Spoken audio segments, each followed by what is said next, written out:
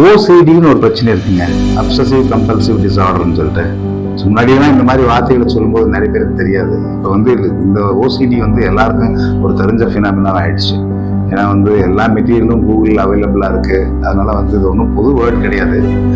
அப்சஷன்னா வந்து என்னன்னா திரும்ப திரும்ப வரக்கூடிய எண்ணங்கள், கம்பல்ஷன்னா திரும்ப திரும்ப செய்யக்கூடிய செயல்கள்.